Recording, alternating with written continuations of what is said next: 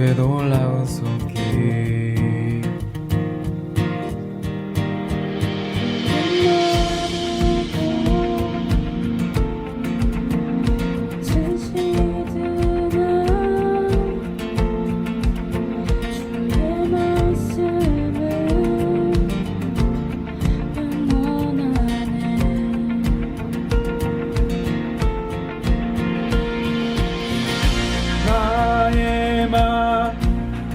주의 성전이 되어 영원한 주의 말씀을 향해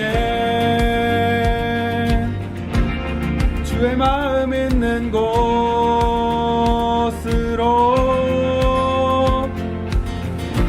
나의 삶 주의 말씀을 따라 이루실 주의 나라를 향해 주의 시선 있는 곳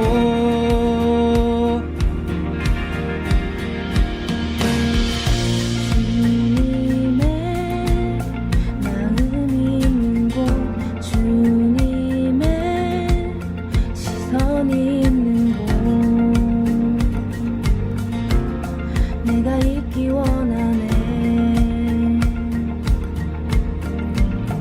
푸른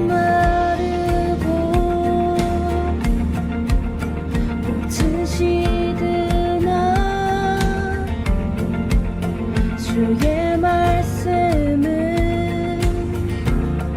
영원하네 전능하신 주 거룩하신 왕 주님의 말씀 이루시네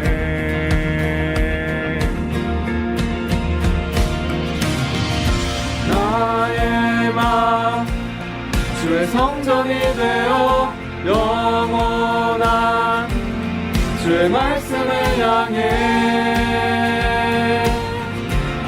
주의 마음 있는 곳으로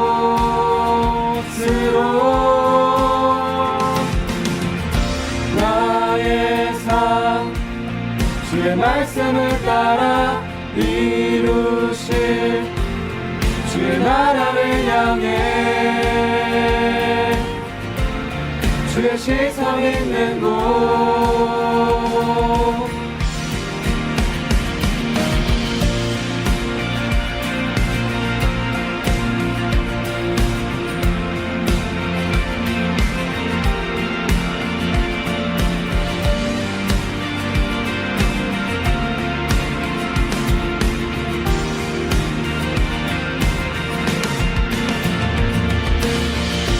나의 맘 주의 성전이 되어 영원한 주의 말씀을 향해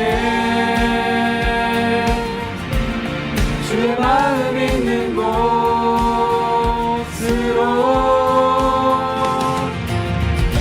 나의 삶 주의 말씀을 따라 이루실 주의 나라를 향해 주의 시선 있는 곳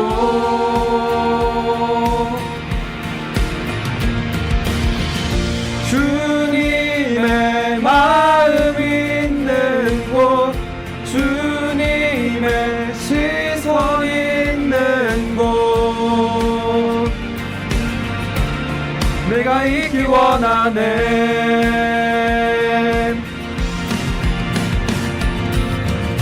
주님의 마음 있는 곳 주님의 시선 있는 곳 내가 있기 원하네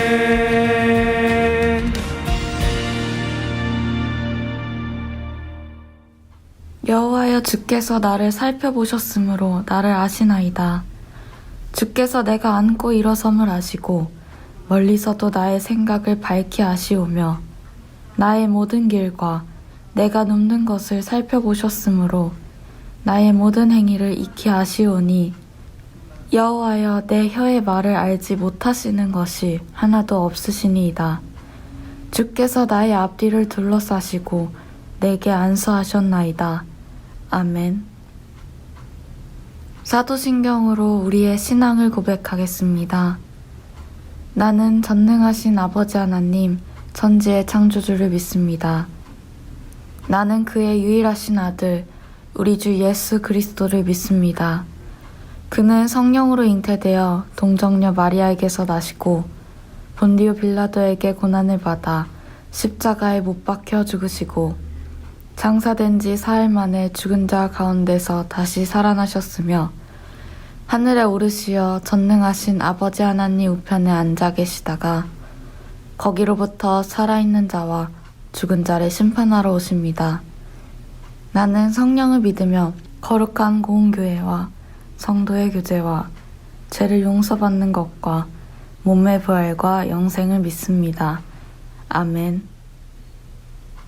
다 함께 공동 기도하겠습니다. 사랑의 하나님 감사합니다. 오늘 허락하시고 하나님 앞에 나와 예배드릴 수 있게 하심을 감사합니다. 우리가 이 시간 주님께서 허락하신 이 모든 것들을 감사할 수 있도록 하시고 사소한 것 하나하나 소중히 여길 수 있도록 하옵소서. 이 세상에서 소중하지 않은 영혼은 없습니다. 이것을 우리가 잊지 않고 관계 속에서 서로를 사랑하며 믿음의 자녀로 살아가도록 하옵소서. 세상에는 우리가 고민하고 걱정해야 할 것들이 많이 있습니다. 하나님, 우리가 이런 상황에 마주했을 때 우리의 작은 지혜로 살아가는 것이 아니라 하나님의 지혜를 구하고 하나님의 말씀을 의지하며 살아가게 하옵소서. 이 시간 하나님을 예배합니다. 온전히 하나님만을 생각하기를 소망합니다. 하나님의 말씀을 듣고 그 말씀 따라 살아가게 하옵소서. 예수님의 이름으로 기도합니다. 아멘. 오늘 하나님께서 우리에게 주시는 말씀 이사야 1장 11절에서 17절 말씀입니다. 다 함께 봉독하겠습니다. 여호와께서 말씀하시되 너희의 무수한 재물이 내게 무엇이 유익하뇨. 나는 순 양의 번제와 살찐 짐승의 기름에 배불렀고 나는 수송아지나 어린 양이나 순 염소의 피를 기뻐하지 아니하노라. 너희가 내 앞에 보이러 오니 이것을 누가 너희에게 요구하였느냐. 내 마당만 밟을 뿐이니라. 헛된 재물을 다시 가져오지 말라. 분향은 내가 가증히 여기는 바요. 월삭과 안식일과 대회로 모이는 것도 그러하니 성회와 아울러 악을 행하는 것을 내가 견디지 못하겠노라. 내 마음이 너희의 월삭과 정한 절기를 싫어하나니 그것이 내게 무거운 짐이라 내가 지기에 곤비하였느니라.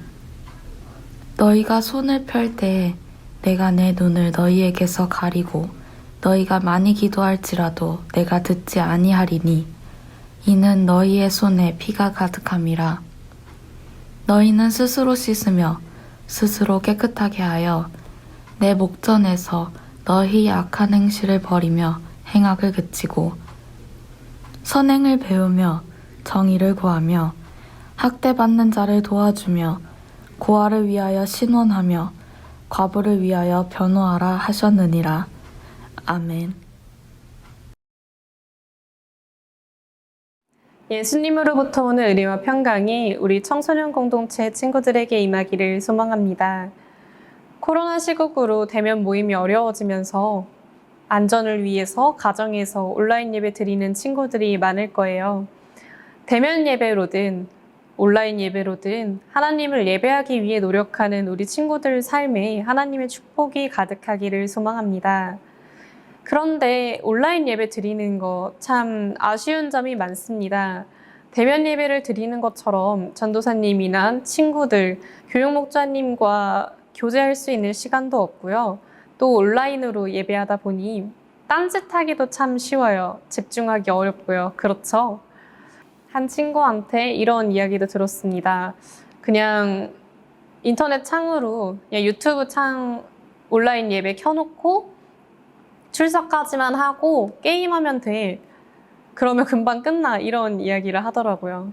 우리 친구들은 예배 잘 드리고 있나요? 지금 온라인 예배를 드리는 우리 친구들, 나는 예배를 잘 드리고 있나요? 또 예배 시간에 들은 말씀을 통해서 내 삶을 살아가기 위해 노력하고 있나요?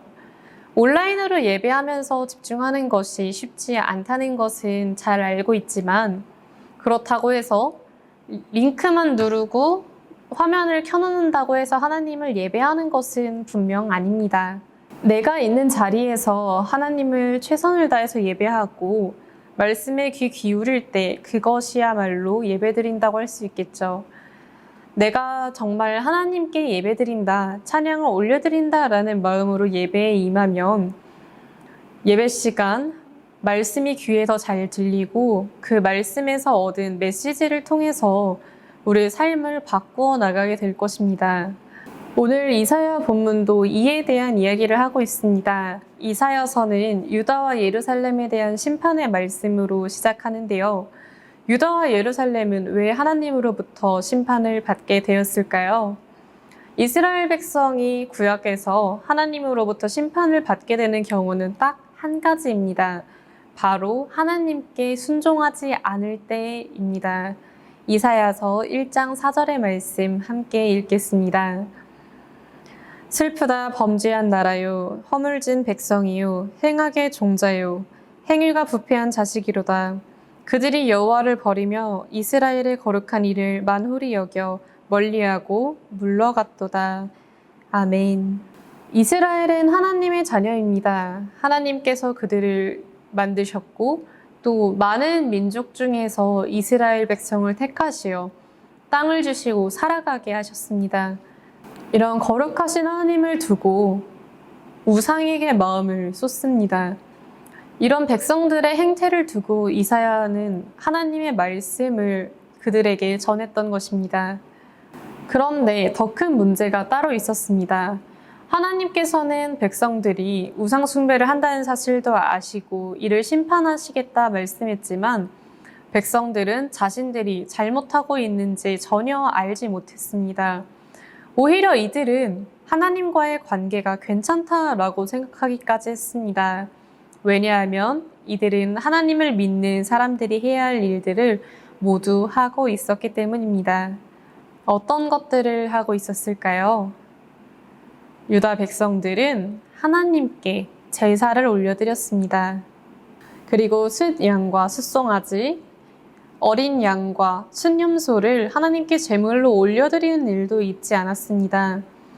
제사는 오늘날 예배와 같아서 그 목적은 제사를 통해서 하나님께 감사와 영광을 올려드리는 것이었고요. 또 거룩하신 하나님과 교제를 하는 것이었습니다. 그러나 이것은 형식적으로 하나님께 드린다고 해서 그 목적이 이루어지는 것은 아니었습니다. 하나님께서는 이에 대해서 이렇게 말씀하셨습니다. 11절에서 12절의 말씀입니다. 여호와께서 말씀하시되 너희의 무사한 재물이 내게 무엇이 유익하느뇨? 나는 순양의 범죄와 살찐 짐승의 기름에 배불렀고 나는 숫송아지와 어린 양이나 순념소의 피를 기뻐하지 아니하노라. 너희가 내 앞에 보이러 오니 이것을 누가 너희에게 요구하였느냐? 내 마당만 밟을 뿐이니라. 아멘. 하나님께서는 이 무수한 재물이 유익하지 않다라고 말씀하셨습니다. 이들이 제물로 올려드리는 살찐 짐승이 하나님께는 기뻐할 일이 아니었던 것입니다. 주님께서는 이것들을 오히려 가증한 것으로 여기셨습니다. 왜 그랬을까요? 제사와 하나님께 드린 제물에는 아무런 문제가 없지만 이것들을 드린 사람의 마음에는 문제가 있었기 때문입니다. 이들은 진정으로 하나님을 예배하기 위해서 제물을 바치고 제사를 했던 것이 아닙니다. 그저 하나님과 다른 사람들에게 보이기 위해서 눈속임을 했던 것이죠. 하나님께서는 그들의 중심을 보시고 이들에게 그저 마당을 밟을 뿐이라고 말씀하셨습니다. 이들이 마음으로 예배하지 않는 것을 지적하셨던 것입니다. 유다 백성들은 제물을 드리고 제사를 올려드리는 일만 하는 것이 아니었습니다. 이들은 하나님의 절기, 월삭, 안식일을 지켰으며 성회로 모이는 일에도 힘썼습니다. 하지만 이들이 이런 것들을 지키는 것 역시 하나님을 위한 일은 아니었습니다. 13절, 14절 함께 읽겠습니다. 헛된 재물을 다시 가져오지 말라. 분향은 내가 가증히 여기는 바요. 월삭과 안식일과 대회로 모이는 것도 그러하니 성에 아울러 악을 행하는 것을 내가 견디지 못하겠노라. 내 마음이 너희의 월삭과 정한 절기를 싫어하니 그것이 내게 무거운 짐이라. 내가 지기에 곤비하였느니라. 아멘. 절기를 지킨다는 것은 나는 세상을 살아가고 있지만 주님의 섭리 안에 살아간다는 것을 인정하는 것입니다. 그러니 월삭을 지키고 안식일을 지킨다라는 것은 내가 하나님 앞에서 살아가고 있음을 안다라는 것을 의미하죠. 내가 세상을 살아가고 있는데 하나님이 나를 지켜보신다라고 알고 있다면 사람은 더욱 착하게 살아가기 위해 노력할 것입니다. 하지만 유다 백성들의 행실은 선하지 않았습니다. 이들은 모여서 어떻게 하면 악을 행할까 논의하곤 했습니다. 하나님께서는 이를 견딜 수 없을 정도로 싫어하셨습니다. 이들이 행한 악한 일은 사회에서 소외당하는 사람들을 외면하고 오히려 그들의 피를 손에 묻히는 일이었습니다. 하나님께서는 그렇게 약한 자들의 피가 손에 묻어있는 상태로 그들이 아무리 기도를 많이 한다 한들 그들의 기도를 듣지 않으시겠다라고 말씀하셨습니다. 하나님께서 형식적으로 정해진 것을 하는 것들을 기뻐하지 않으시는 것입니다. 아무리 하나님께 좋은 제물로 제사를 올려드리고 절기를 지키고 성회로 모인다라고 한들 그들의 마음에는 하나님이 없으니 주님께서는 이것들을 받지 않으시겠다고 하신 것입니다. 제일 중요한 것은 이 모든 일들을 행하는 가운데 그 사람의 마음이 어디를 향하고 있느냐라는 것입니다. 하나님께서는 이들에게 이렇게 말씀하십니다. 16절의 말씀입니다. 너희는 스스로 씻으며 스스로 깨끗하게 하여 내 목전에서 너희 악한 행실을 버리며 행악을 그치고. 아멘. 하나님께서는 이들에게 스스로 깨끗하게 하라고 말씀하십니다. 거룩하신 하나님 앞에서 하나님의 백성은 하나님을 닮아 구별되게 살아야 하기 때문입니다. 그리고 주님께서는 어떻게 하면은 정의를 행할 수 있는지를 17절에서 말씀해 주십니다. 그 깨끗해진 마음으로 학대받은 자, 고아와 과부에게 도움을 주라고 말씀하십니다. 지금까지는 잘 믿는 척을 하느라, 거칠애를 하느라 신경을 썼다면 이제는 정말 하나님의 눈이 향하는 곳, 하나님의 마음이 향하는 곳을 바라보라고 말씀하신 것입니다. 유다 백성들에 대한 이 심판의 말씀은 우리가 하나님을 섬길 때 어떤 것이 중요한지에 대해서 말해줍니다. 거룩하신 하나님을 믿는다는 것은 정말 온 마음을 다해서 하나님을 예배하는 일이고 또 그 예배에서 얻은 하나님의 뜻을 통해 삶을 살아내는 일입니다. 이사야가 살았을 때보다 더 오래전 비슷한 일이 있었습니다. 이스라엘의 첫 번째 왕 사울에 대한 이야기인데요. 사울은 왕이 되기 전에는 베냐민 지파에서 가장 작은 자였고 하나님 앞에서 겸손한 사람이었습니다. 하나님께서는 그런 사울을 보시고 이스라엘의 첫 번째 왕으로 세우셨던 것입니다. 사울이 왕이 된 이후 전쟁에서 하나님의 힘으로 승승장구하게 되자 그는 태도가 바뀌게 되었습니다. 전에는 하나님의 말씀에 순종하는 자였다면 부귀와 명예를 누리게 되면서 이제는 하나님의 말씀을 따르지 않게 된 것입니다. 그의 마음에 교만이 들어갔던 것이죠. 사울이 아말렉을 칠 때의 일입니다. 사무엘은 하나님의 말씀을 사울에게 전했는데요. 하나님께서 아말렉을 심판하시기를 원하시니 아말렉을 칠 때에 그곳에 있는 사람과 짐승 그 어떤 것도 남기지 말라고 말씀하셨습니다. 하지만 사울은 아말렉을 치면서 가장 좋은 양과 소, 기름진 짐승을 남겼습니다. 눈으로 직접 보니 그것들이 탐이 났던 것입니다. 사울은 하나님께서 말씀하신 그 말씀에 순종하지 않고 좋은 것들은 따로 챙겨두고 가장 가치가 없고 하찮은 것들만 진멸시켰습니다.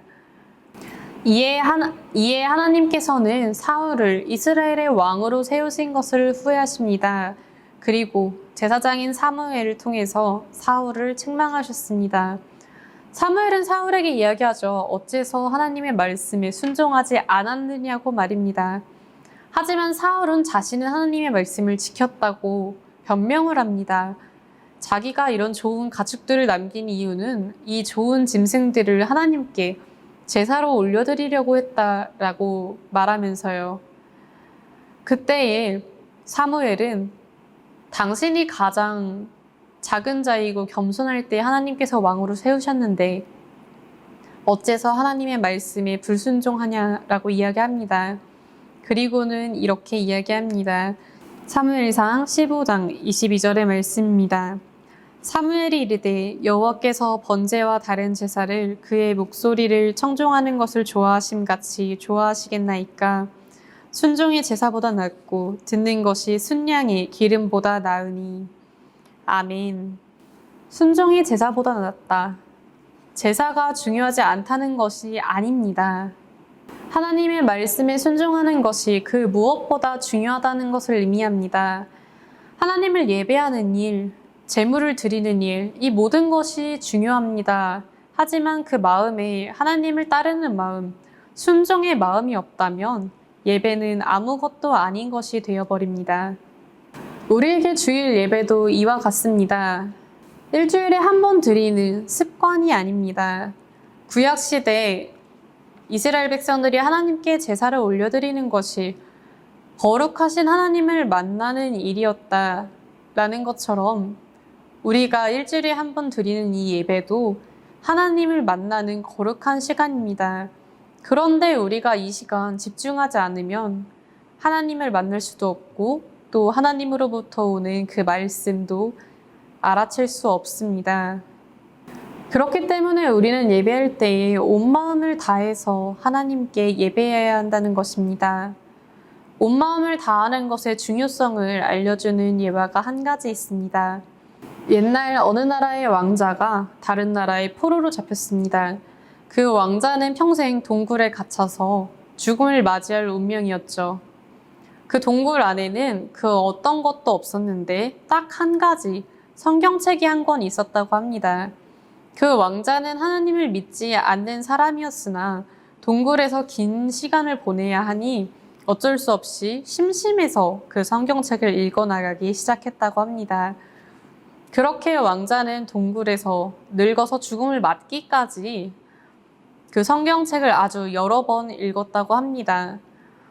그 왕자의 시신을 거두러 온 간수들이 동굴의 벽을 보았는데 왕자가 성경책을 보면서 적은 글씨들이 적혀 있었다고 합니다. 어떠한 내용이 적혀 있었을까요? 우리 친구들 생각은 어떠한가요? 성경을 긴 시간 여러 번 읽었으니 어떤 깨달음이나 하나님에 대한 고백의 말씀이 적혀 있지 않을까요? 그런데 동굴의 벽에는 순 의미 없는 글씨만 적혀 있었다고 합니다. 성경에서 가장 긴 구절은 어떤 구절이고 가장 짧은 구절은 어떤 구절이고 또 성경에서 어떤 알파벳은 몇 번이 나오고 이런 것들만 적혀 있었다고 합니다. 이 왕자의 이야기는 사람이 똑같이 성경을 읽더라도 그 마음이 어디에 있느냐에 따라서 얻어가는 것이 다르다는 것을 의미합니다.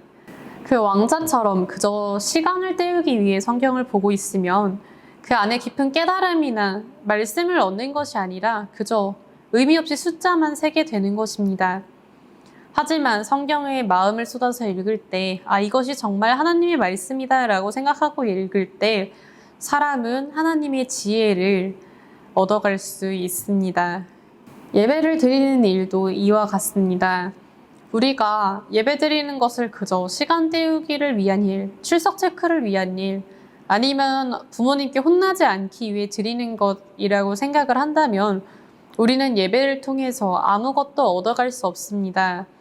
하지만 우리가 온 마음을 다해 예배에 집중하고 하나님께 영광 올리기 위해서 또 말씀을 듣기 위해서 예배를 드린다면 하나님께서는 이 시간 반드시 우리와 함께 해주실 것을 믿습니다.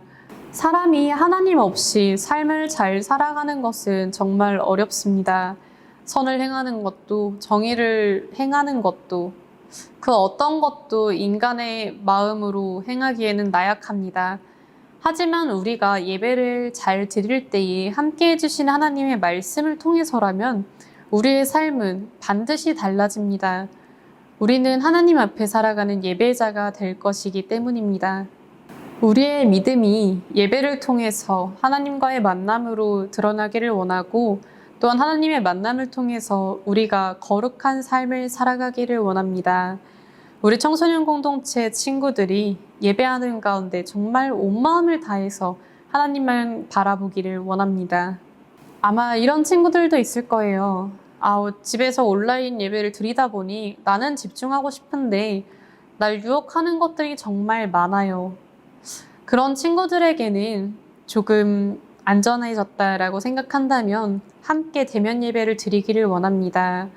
우리가 함께 모여서 하나님을 찬양하고 또 같이 집중해서 말씀을 드릴 때 하나님을 더 잘 만나게 될 수 있지 않을까요? 우리가 어느 자리에서든 마음을 다해 하나님을 예배하기를 원합니다. 그리고 우리가 전심으로 올려드린 이 예배를 통해서 하나님께서 영광 받으시기를 원합니다.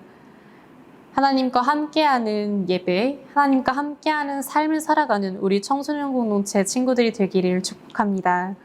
아멘. 함께 기도하겠습니다. 사랑의 하나님, 감사합니다. 언제나 우리를 돌봐주시고 우리의 삶 가운데 함께 해주심에 감사합니다. 하나님, 우리가 하나님께 예배를 드릴 때에 예배가 습관이 되지 않도록 도와주시옵소서.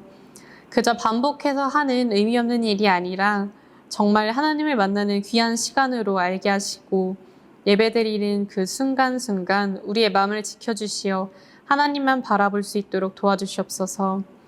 하나님, 우리가 온 마음을 다해서 하나님을 예배할 때에 하나님께서 우리와 만나주실 줄 믿습니다. 우리의 삶을 변화시켜 주실 줄로 믿습니다.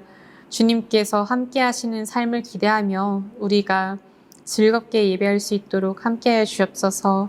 언제나 사랑이 많으신 예수님의 이름으로 기도합니다. 아멘. 주기도문으로 청소년 공동체 예배 마치도록 하겠습니다. 하늘에 계신 우리 아버지, 아버지의 이름을 거룩하게 하시며 아버지의 나라가 오게 하시며 아버지의 뜻이 하늘에서와 같이 땅에서도 이루어지게 하소서. 오늘 우리에게 일용할 양식을 주시고 우리가 우리에게 잘못한 사람을 용서하여 준 것 같이 우리 죄를 용서하여 주시고 우리를 심에 빠지지 않게 하시고 악에서 구하소서. 나라와 권능과 영광이 영원히 아버지의 것입니다. 아멘. 청소년 공동체 소식입니다. 교육공동체 대면 예배 오픈 안내입니다. 교육공동체 전체 부서 대면 예배를 오픈합니다.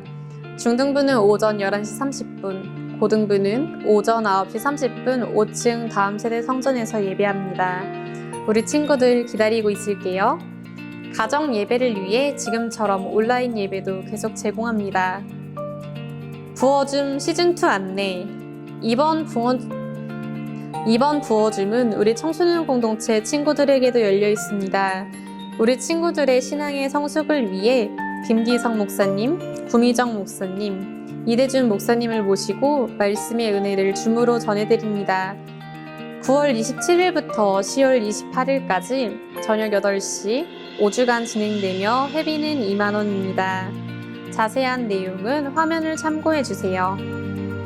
온라인 헌금 안내입니다. 온라인 헌금하기를 원하는 친구는 아래 계좌에 입금자 명을 확인해서 헌금해주세요.